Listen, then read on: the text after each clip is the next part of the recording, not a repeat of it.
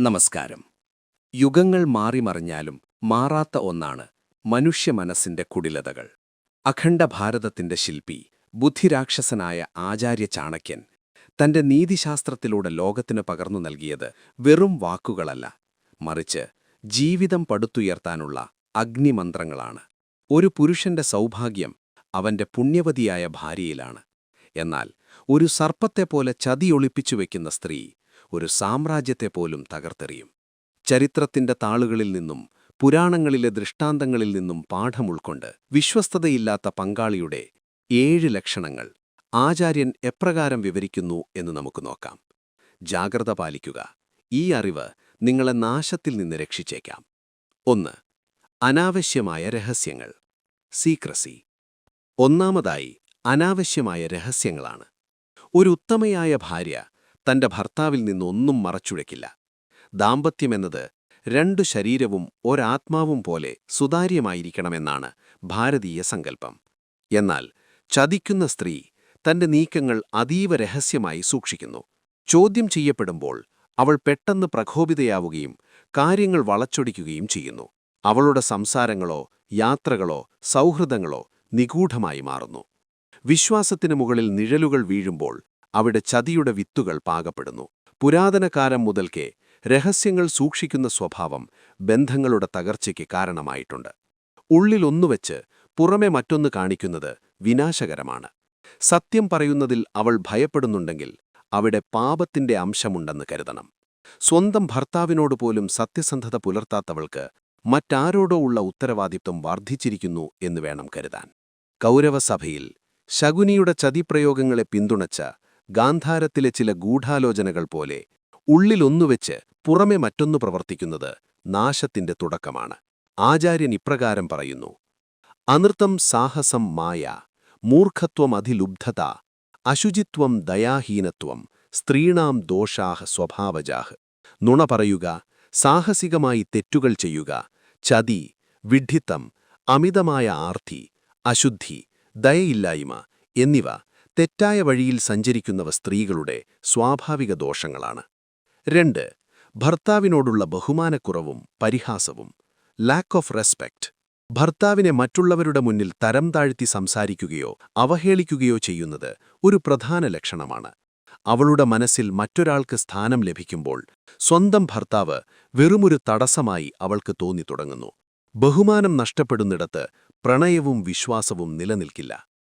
സാ ഭാര്യായ ശുചിദക്ഷ, സാ ഭാര്യായ പതിവ്രത. ശുദ്ധിയുള്ളവളും കാര്യപ്രാപ്തിയുള്ളവളും ഭർത്താവിനോട് വിശ്വസ്തത പുലർത്തുന്നവളുമാണ് യഥാർത്ഥ ഭാര്യ. ഇതിന് വിപരീതമായി പ്രവർത്തിക്കുന്നവൾ ഭർത്താവിനെ ആദരിക്കില്ല. ചാണക്യന്റെ അഭിപ്രായത്തിൽ ഭർത്താവിനെ നിസ്സാരമായി കാണുന്ന സ്ത്രീക്ക് ഒരിക്കലും ഒരു നല്ല കുടുംബിനിയാകാൻ കഴിയില്ല. അവളുടെ പരിഹാസങ്ങൾ മൂർച്ചയുള്ള അമ്പുകൾ പോലെ ഹൃദയത്തിൽ തറയ്ക്കും. മറ്റുള്ളവരുടെ നേട്ടങ്ങളെ പുകഴ്ത്തുകയും ഭർത്താവിന്റെ പ്രയത്നങ്ങളെ പുച്ഛിക്കുകയും ചെയ്യുന്നത് അവളുടെ താൽപ്പര്യം മറ്റെവിടെയോ ആണെന്നതിന്റെ അടയാളമാണ്. വീടിന്റെ സമാധാനം നശിപ്പിക്കാൻ അവൾ ഈ ആയുധം ഉപയോഗിക്കുന്നു. പങ്കാളിയെ പരിഗണിക്കാതെയുള്ള തീരുമാനങ്ങൾ അവൾ ഏകപക്ഷീയമായി എടുക്കുന്നു. ബഹുമാനമില്ലാത്ത ദാമ്പത്യം ആത്മാവില്ലാത്ത ശരീരം പോലെയാണ്. അഹങ്കാരത്താൽ ഭർത്താവിന്റെ തപസ്സിനെ പരിഹസിച്ച പുരാണങ്ങളിലെ ചില കഥാപാത്രങ്ങൾ എങ്ങനെ അധപ്പതിച്ചു എന്നത് ഇതിന് തെളിവാണ്. 3. ധനത്തോടുള്ള അമിതമോഹം. Greed for wealth. സ്നേഹത്തേക്കാൾ ഉപരിയായി ഭൗതിക സുഖങ്ങൾക്കും പണത്തിനും പ്രാധാന്യം നൽകുന്ന സ്ത്രീ വളരെ പെട്ടെന്ന് തന്നെ വഴിതെറ്റാൻ സാധ്യതയുണ്ട്. ധനികനായ മറ്റൊരാളെ കാണുമ്പോൾ അവൾ തന്റെ ഭർത്താവിനെ ഉപേക്ഷിക്കാനോ ചതിക്കാനോ മടിക്കില്ല. പണം കൊണ്ട് മാത്രം സന്തോഷം കണ്ടെത്തുന്നവൾക്ക് ധാർമ്മിക മൂല്യങ്ങൾ ഒരു ബാധ്യതയാണ്. പണത്തോടുള്ള ആർത്തി ഒരു മനുഷ്യനെ അന്ധനാക്കും എന്ന് ചാണക്യൻ ഓർമ്മിപ്പിക്കുന്നു. ഒരു മോശം സ്ത്രീ ഭർത്താവിനെ ഒരു പണം സമ്പാദിക്കുന്ന യന്ത്രമായി മാത്രം കാണുന്നു. കുടുംബത്തിന്റെ ബജറ്റിനേക്കാൾ ഉയർന്ന ജീവിതശൈലി അവൾ ആഗ്രഹിക്കുന്നു. അത് സാധ്യമാക്കാൻ അവൾ കുറുക്കുവഴികൾ തേടുന്നു.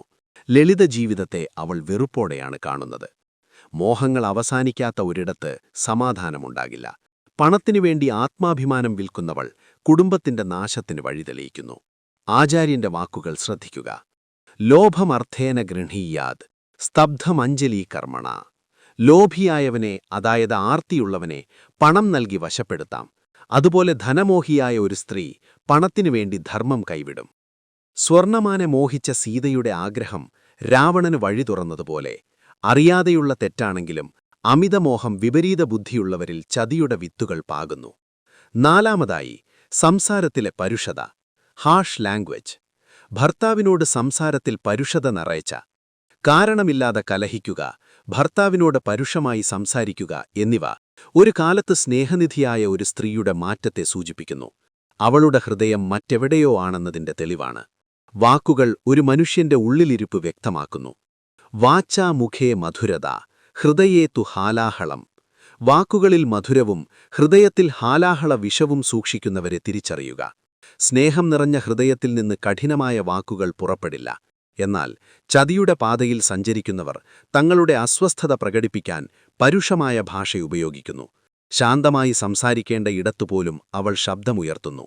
ചെറിയ കാര്യങ്ങളെ വലിയ തർക്കങ്ങളാക്കി മാറ്റുന്നു. ഭർത്താവിന്റെ വാക്കുകളെ നിരന്തരം തടസ്സപ്പെടുത്തുന്നു. വാക്കുകളിലെ ഈ കടുപ്പം അവളുടെ മാനസികമായ അകൽച്ചയുടെ സൂചനയാണ്. സ്നേഹമില്ലാത്ത വാക്കുകൾ വിഷം പുരട്ടിയ അമ്പുകൾക്ക് തുല്യമാണ്. കുടുംബത്തിലെ ഐശ്വര്യം പടിയിറങ്ങാൻ ഇത്തരം സംസാരങ്ങൾ കാരണമാകുന്നു. രാമായണത്തിൽ കൈകേയിയുടെ വാക്കുകൾ ദശരഥ മഹാരാജാവിന്റെ ഹൃദയത്തെ എങ്ങനെ മുറിപ്പെടുത്തിയെന്നും അത് അയോധ്യയെ എങ്ങനെ കണ്ണീരിലാഴ്ത്തിയെന്നും നാം കണ്ടതാണ്. 5. കുടുംബത്തോടുള്ള അവഗണന, നെഗ്ലക്റ്റിംഗ് ഫാമിലി റെസ്പോൺസിബിലിറ്റീസ്. കുട്ടികളെയും വീടിനെയും ഭർത്താവിനെയും ശ്രദ്ധിക്കാതെ സ്വന്തം വിനോദങ്ങളിലും അനാവശ്യ കൂട്ടുകെട്ടുകളിലും മാത്രം ശ്രദ്ധ കേന്ദ്രീകരിക്കുന്നത് ചതിയുടെ തുടക്കമാകാം. കുടുംബത്തിന് നൽകേണ്ട സമയം അവൾ അപരിചിതർക്കായി മാറ്റിവെക്കുന്നു. വീട് ഒരു ക്ഷേത്രമാണെങ്കിൽ അവിടുത്തെ വിളക്ക് സ്ത്രീയാണ്. ആ വിളക്ക് കുടുംബത്തെ പ്രകാശിപ്പിക്കുന്നതിന് പകരം പുറത്തുള്ളവരെ പ്രകാശിപ്പിക്കാൻ ശ്രമിച്ചാൽ കുടുംബം ഇരുട്ടിലാകും. സ്വന്തം കടമകളിൽ നിന്ന് അവൾ ഒഴിഞ്ഞുമാറുന്നു. വീടിന്റെ ഐശ്വര്യം നിലനിർത്തുന്നതിൽ അവൾക്ക് താൽപ്പര്യമില്ലാതെ വരുന്നു. അമിതമായ സോഷ്യൽ മീഡിയ ഉപയോഗമോ അനാവശ്യ യാത്രകളോ അവൾക്ക് കുടുംബത്തേക്കാൾ പ്രിയപ്പെട്ടതാകുന്നു.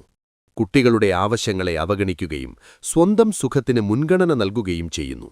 ഉത്തരവാദിത്തങ്ങളിൽ നിന്നുള്ള ഈ ഒളിച്ചോട്ടം അവളുടെ ഹൃദയമാറ്റത്തിന്റെ ലക്ഷണമാണ്. സ്നേഹമുള്ള ഒരു സ്ത്രീക്ക് ഒരിക്കലും തന്റെ കുടുംബത്തെ അവഗണിക്കാൻ കഴിയില്ല.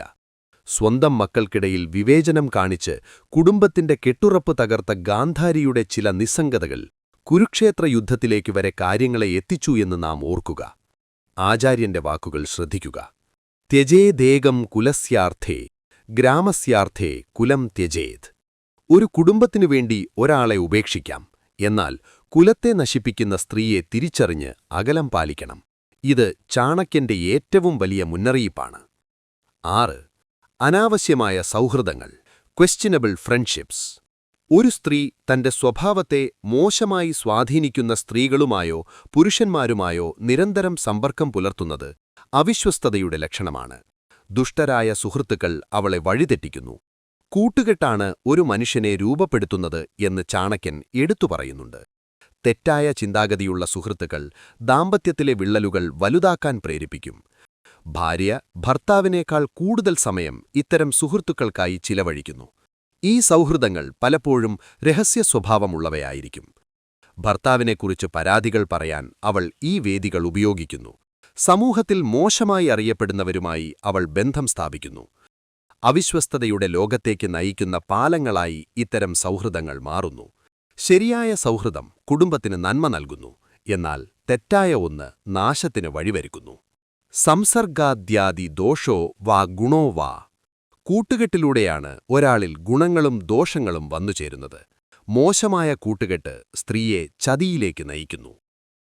7. ചതിക്കുന്ന ഭാര്യയിലെ ഭാവമാറ്റങ്ങൾ, സഡൻ ചേഞ്ച് ഇൻ ബിഹേവിയർ. ഒരു കാരണവുമില്ലാതെ പെട്ടെന്ന് അമിതമായ ആനന്ദമോ അല്ലെങ്കിൽ കഠിനമായ ദേഷ്യമോ പ്രകടിപ്പിക്കുന്നത് മാനസികമായ മാറ്റത്തെ സൂചിപ്പിക്കുന്നു. ഭർത്താവിന്റെ സാമീപ്യം അവളിൽ അസ്വസ്ഥതയുണ്ടാക്കുന്നുണ്ടെങ്കിൽ അത് അപകടസൂചനയാണ്. അവളുടെ മുഖത്തെ ഭാവങ്ങൾ അവളുടെ ആന്തരിക സംഘർഷത്തെ വെളിവാക്കുന്നു. വസ്ത്രധാരണത്തിലും അണിഞ്ഞൊരുങ്ങുന്നതിലും അസാധാരണമായ മാറ്റങ്ങൾ അവൾ വരുത്തുന്നു, എന്നാൽ അത് ഭർത്താവിനെ ആകർഷിക്കാനല്ല എന്ന് അവൻ തിരിച്ചറിയുന്നു.